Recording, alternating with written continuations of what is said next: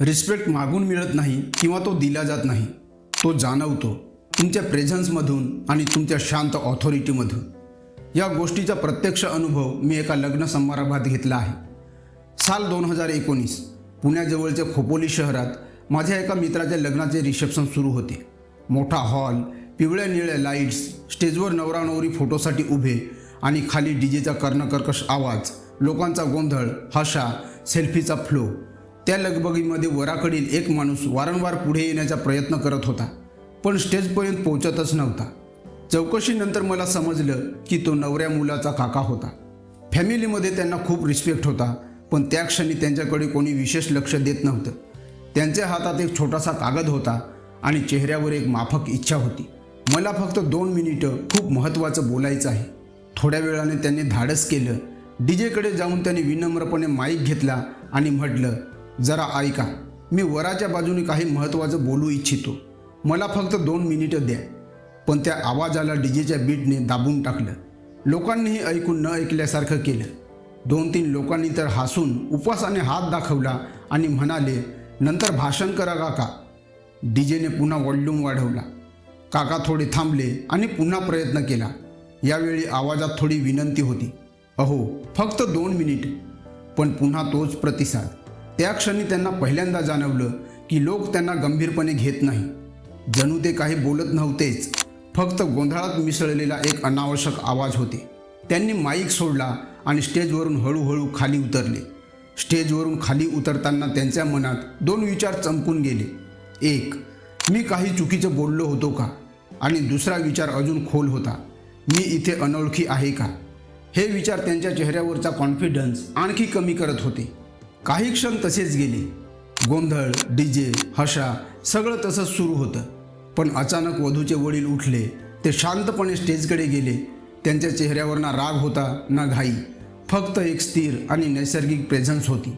ते स्टेजवर आले आणि डीजेकडे 1 सेकंद शांतपणे पाहिलं. डीजे लगेच थांबला. बीट्स हळूहळू कमी झाले आणि संपूर्ण वातावरण शांत झाले. त्यांनी माईक हातात घेतला, 1 सेकंद पॉज घेतला आणि शांतपणे म्हटलं, सगळे जरा शांत व्हा. आणि आश्चर्य म्हणजे त्या एका वाक्यानंतर काही सेकंदात संपूर्ण वातावरण बदलून गेलं. डीजेने गाणं बंद केलं. लोकांनी आपोआप फोन खाली घेतले.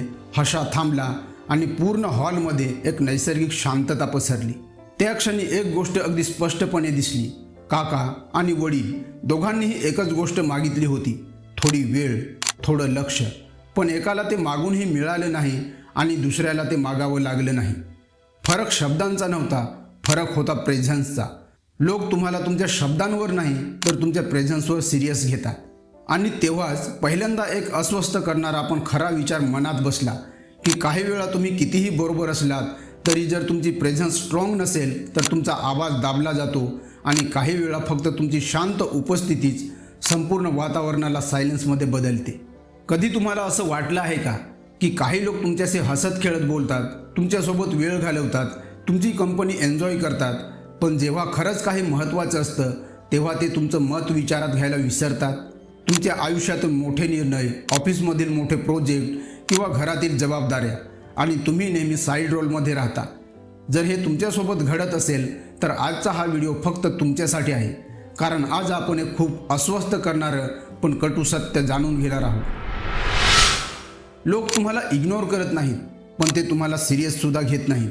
आणि यामागील कारण तुमच्या दिसण्यात नाही, तुमच्या लकमध्ये नाही किंवा तुमच्या नॉलेजमध्येही नाही. कारण आहे तुमच्या वागण्यामध्ये लपलेली एक सायकोलॉजिकल सिग्नल जी तुम्हाला स्वतःलाही दिसत नाही. खरं सांगू का, समाजात रिस्पेक्ट आणि सिरियसनेस हे शब्द नाहीत, ते सिग्नल आहेत. लोक तुमचं बोलणं ऐकतात की नाही, तुमचं मत विचारात घेतात की नाही, तुम्हाला डिसिजन मेकिंगमध्ये घेतात की नाही, हे सगळं तुमच्या नॉलेजवर नाही तर तुमच्या एनर्जी सिग्नलवर ठरतं. आणि इथेच बहुतेक लोकांची चूक सुरू होते.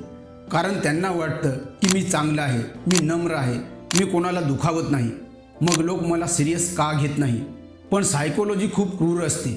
समाजात लोक तुम्हाला तुम्ही कोण आहात म्हणून रिस्पेक्ट देत नाही, ते तुम्ही स्वतःला कसं ट्रीट करता यावर रिस्पेक्ट देतात.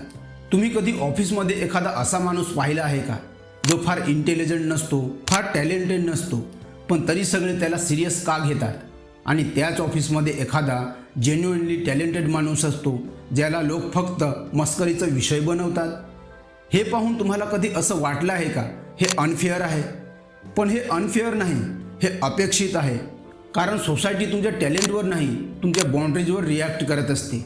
आपण लहानपणापासून एक डेंजरस बिलीफ घेऊन मोठे होतो. चांगला माणूस बना, ॲडजस्ट करा, तुम्ही सर्वांचे आवडते बना. आणि हाच समज तुमच्या रिस्पेक्टचा सायलेन्स किलर बनतो. कारण जेव्हा तुम्ही सर्वांना खुश ठेवण्याचा प्रयत्न करता तेव्हा तुम्ही नाकळत एक सिग्नल पाठवता, माझं स्वतःचं असं ठाम मत नाही. आणि ज्या व्यक्तीचं ठाम मत नसतं त्याच्या बाजूने समाजात कोणी उभं राहत नाही. थोडा विचार करा, तुमच्या ग्रुपमध्ये एखादा असा मित्र असतो जो नेहमी अवेलेबल असतो. कोणालाही लिफ्ट पाहिजे, असाइनमेंट पाहिजे, पैसे पाहिजेत, हेल्प पाहिजे, तो लगेच रेडी असतो. सुरुवातीला सगळ्यांना तो खूप आवडतो, पण काही महिन्यांनी त्याच लोकांना तो मित्र गृहीत धरलेला वाटायला लागतो. का? कारण मानवी मेंदू सहज उपलब्ध असलेल्या गोष्टींना फारशी किंमत देत नाही, तो दुर्मिळ असलेल्या गोष्टींना अधिक महत्त्व देतो. जे सहज मिळतं ते क्वचितच गंभीरपणे घेतलं जातं. आणि इथेच एक अस्वस्थ करणारं सत्य लपलेलं आहे. तुम्ही जितके जास्त सहज उपलब्ध असता तितका तुमचा आदर कमी होतो. हे ऐकायला कटू वाटतं, पण समाजाचे अवचेतन मनाचं गणित असंच असतं. मानवी मेंदू दुर्मिळ गोष्टींना अधिक महत्त्व देण्यासाठी घडलेला आहे. म्हणूनच ज्याच्याकडे वेळ मर्यादित असतो, ज्याच्या मर्यादा स्पष्ट असतात आणि ज्याला ठामपणे नाही म्हणता येतं त्याला लोक आपोआप गंभीरपणे घ्यायला लागतात. तुम्ही कधी लक्ष दिलं आहे का? काही लोकांचे जोकवर सगळे हसतात, तर काही लोकांनी जोक केला तरी विचित्र शांतता पसरते. फरक जोकमध्ये नसतो, फरक प्रतिमेत असतो, जी लोकांच्या नजरेत तुमच्याविषयी तयार झालेली आहे. जर लोकांच्या मनात तुमची प्रतिमा फक्त करमणूक करणाऱ्या व्यक्तीची तयार झाली असेल तर तुम्ही कितीही गंभीर बोललात तरी ते त्याला जोक समजतात. आणि जर तुमची प्रतिमा ऑथॉरिटी असलेल्या व्यक्तीची तयार झाली असेल तर तुम्ही जोक केला तरी लोक त्यामध्ये अर्थ शोधायला लागतात. ही इमेज कशी तयार होते? तुमच्या शब्दांनी नाही तर तुमच्या मायक्रो बिहेवियरने. जेव्हा तुम्ही स्वतःच्या वेळेचा आदर करत नाही, जेव्हा तुम्ही स्वतःच्या मतासाठी ठामपणे उभे राहत नाही, जेव्हा तुम्ही भांडण टाळण्यासाठी स्वतःला शांत करता, तेव्हा तुम्ही सोसायटीला शिकवत असता की माझं बोलणं ऑप्शनल आहे. आणि सोसायटी खूप आज्ञाधारक असते. तुम्ही जसं शिकवता तसं सोसायटी ट्रीट करेल. एक छोटं उदाहरण बघा. समजा फॅमिली गॅदरिंगमध्ये तुम्ही एखादं मत मांडता, कोणीतरी मध्येच इंटरप्ट करतं आणि तुम्ही लगेच हसून विषय बदलता. त्या क्षणी तुम्हाला वाटतं की तुम्ही वाद टाळला, पण सोसायटीच्या सबकॉन्शियस माइंडमध्ये एक नोंद होते, याला इंटरप्ट केलं तरी चालतं, काही फरक पडत नाही. आणि ही नोंद कायमची राहते. नेक्स्ट टाईम इंटरप्ट करणाऱ्याला अपराधीपणा वाटत नाही, कारण तुम्ही त्याला परमिशन दिलेली असते.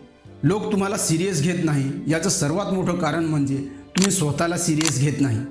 याचा अर्थ असा नाही की तुम्ही स्वतःला कमी समजता. उलट तुम्ही स्वतःला खूप एक्सप्लेन करता, जस्टिफाय करता, प्रूव्ह करता. आणि सायकोलॉजीमध्ये एक नियम आहे, जे जास्त एक्सप्लेन केलं जातं ते कमी पॉवरफुल वाटतं. ऑथॉरिटी एक्सप्लेन देत नाही, ती स्टेटमेंट देते. तुम्ही कधी नोटीस केलं आहे का? काही लोक मी फक्त येऊ शकत नाही एवढंच म्हणतात, आणि काही लोक ॲक्च्युअली मला थोडं काम आहे, खरं तर फ्रेंड आला आहे आणि उद्या एक्झाम आहे, अशा प्रकारची स्टोरी सांगू लागतात. दुसऱ्या प्रकारच्या व्यक्तीला वाटतं तो खूप नम्र आहे, पण समोरच्या व्यक्तीला वाटतं हा कन्व्हिन्स करण्याचा प्रयत्न करतो. आणि जिथे कन्व्हिन्स करावं लागतं तिथे ऑथॉरिटी नसते. आता इथे एक सूक्ष्म पण पॉवरफुल शिफ्ट समजून घ्या. रिस्पेक्ट मिळवण्यासाठी आवाज वाढवण्याची गरज नाही, अग्रेसिव्ह होण्याची गरज नाही, फक्त एक बदल हवा. तुम्ही स्वतःला ऑप्शनल म्हणून ट्रीट करणं बंद केलं पाहिजे. कारण सोसायटी तुम्हाला नेहमी त्या कॅटेगरीमध्ये ठेवते जिथे तुम्ही स्वतःला ठेवता. आणि आता इथे सगळ्यात अस्वस्थ करणारी जाणीव निर्माण होते. लोक तुम्हाला सिरियस घेत नाहीत, कारण तुम्ही खूप मजेदार आहात, खूप हेल्पफुल आहात, खूप अवेलेबल आहात. आणि हे सगळं चांगलं असूनही रिस्पेक्टच्या गेममध्ये ही ट्रेट चुकीच्या पद्धतीने दिसतात. कारण समाज दयाळूपणाला महत्त्व देतो, पण फक्त मर्यादा असलेल्या दयाळूपणाला. मर्यादा नसलेलं दयाळूपण म्हणजे मोफत सेवा. आता थोडा विचार करा, शेवटचं कधी असं झालं आहे का? तुम्हाला नाही म्हणायचं होतं पण ठीक आहे म्हणालात. शेवटचं कधी असं झालं आहे का? तुम्हाला असहमती दर्शवायची होती पण तुम्ही शांत राहणं पसंत केलं. त्या प्रत्येक क्षणी तुम्ही तुमच्या रिस्पेक्ट अकाउंटमधून एक छोटा विड्रॉल केला आणि वर्षानुवर्षे हे विड्रॉल्स होत राहतात. आणि एक दिवस तुम्हाला वाटतं लोक तुम्हाला सिरियस घेत नाहीत। सगळ्यात मोठा ट्विस्ट असा आहे की लोक तुमचं बिहेवियर बदलल्यावर लगेच बदलत नाही, कारण त्यांच्या माइंडमध्ये तुमची जुनी इमेज सेव्ड असते। आणि म्हणूनच जेव्हा तुम्ही बाउंड्रीज सेट करायला सुरुवात करता तेव्हा लोक चकित होतात, काही लोक अपसेट होतात, काही लोक दूर जातात आणि इथेच बहुतेक लोक पुन्हा जुन्या सवयींकडे परत जातात, कारण त्यांना वाटतं मी बदललो म्हणून लोक नाराज झाले। पण खरं म्हणजे तुम्ही बदलला म्हणून तुम्हाला पहिल्यांदा सिरियस घेतलं जात आहे। आजचा सर्वात मोठा धडा खूप साधा आहे पण अस्वस्थ करणारा आहे। लोक तुमच्याशी तसंच वागतात जसं तुम्ही त्यांना तुमच्याशी वागायला शिकवता, आणि हे शिकवणं शब्दांनी घडत नाही, ते तुमच्या वागण्यातून घडतं। पण अजून एक मिसिंग पीस आहे। काही लोक बाउंड्रीज सेट करतात, स्वतःला सिरियस घेतात, तरीही त्यांना रिस्पेक्ट मिळत नाही, कारण रिस्पेक्ट फक्त बिहेवियरने नाही माइंडसेटनेही तयार होतो। नेक्स्ट व्हिडिओमध्ये आपण हाच मिसिंग पीस उलगडणार आहोत। लोक तुमचं ऐकत नाहीत कारण तुमचा माइंडसेट अजूनही परमिशन मागतो, आणि कदाचित तो व्हिडिओ तुमच्या आयुष्यातील सगळ्यात अनकम्फर्टेबल पण पॉवरफुल रिअलायझेशन ठरेल। धन्यवाद। जय श्री कृष्ण। राधे राधे।